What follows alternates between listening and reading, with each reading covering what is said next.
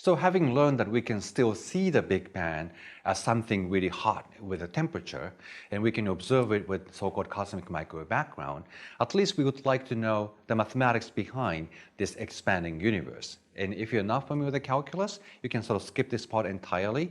But if you do have some background in it, you can follow through this with a fairly simple math, it turns out. So as it turns out, the expansion of the universe itself is governed by the force of gravity, Einstein's theory of general relativity. So according to Einstein, it's actually a pretty simple thing. It's just like you keep a ball in your hand, you stand on the surface of the earth and throw it upwards, and the initial thrust is the Big Bang. The way a ball keeps going up is the expansion of the universe. They follow exactly the same equation, it turns out. And then, as you can imagine, if I throw a ball myself, then I can throw it very much with a high speed. So it would eventually go up, slows down, and stop, and come back down. Maybe the universe would do the same thing. It may start expanding, but at some point it stops and would come back down and collapse. So that's one possibility for the fate of the universe. And we'll come back to this question later on. But as far as we can tell, anything that goes up should slow down at least. So that's the equation for the cosmic expansion. So imagine the entire universe is this yellow thing. It has a certain mass, big M, and it has the size, big R. And you place a probe, a tiny mass up here, as a way of describing the motion of this whole universe. And you put this initial thrust, and that's the Big Bang. You try to separate everything away from each other, and that's how the universe got started to expand. And then you look at these equations. F equals ma, Newton's equation. And this is the universal gravitation. F is given by this size of the object. You put that together, and acceleration, if you know some calculus, is the second derivative of the position with respect to time. And just by looking at these three equations together, you find the last one. And as we remarked before, it doesn't depend on the mass of the object you're using to study it, because of the gravity is actually the nature of space itself. It doesn't depend on the particular mass of your particular object. So that's the answer you get. And this negative sign here is telling you that universe must be slowing down.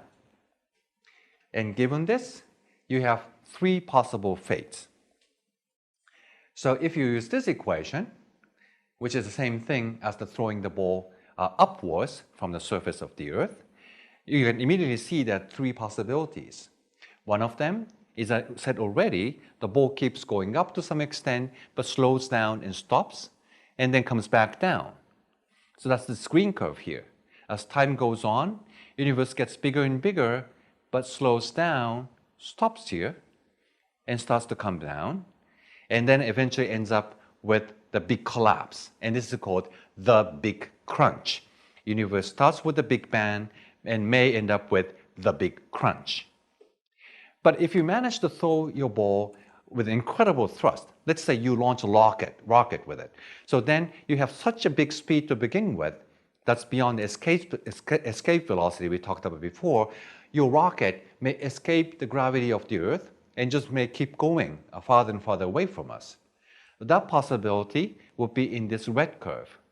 Initial thrust is so big, it keeps going away from the Earth with pretty much constant speed at the end of the day.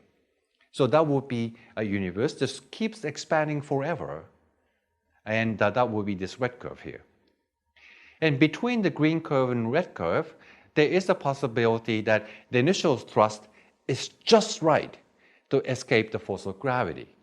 Then it just keeps going upwards, but slows down and down and down and almost stops. And that would be this blue curve. Either way, universe keeps expanding forever, but with this choice, universe would have an end to it.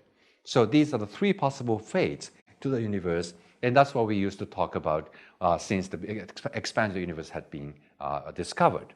So that leads to this interesting question, is there an end to the universe? And that will be a subject of my last lecture, so you should hold on to wait for the answer about it. But one thing, if you are well versed enough with the mathematics, and this is something that will be useful to know. So with this equation, you can show immediately that this combination doesn't depend on time. It's so-called conserved quantity. If you take the time derivative of both sides of the equation, you find it's zero using that equation in green. And this looks so much like the energy of the universe, so to speak. And if this energy is positive, that corresponds to the situation that you can escape the gravity and keeps expanding in red curve. If energy is negative, it looks like you are trapped by gravity. If you go up, it would eventually come down. That will correspond to the green curve.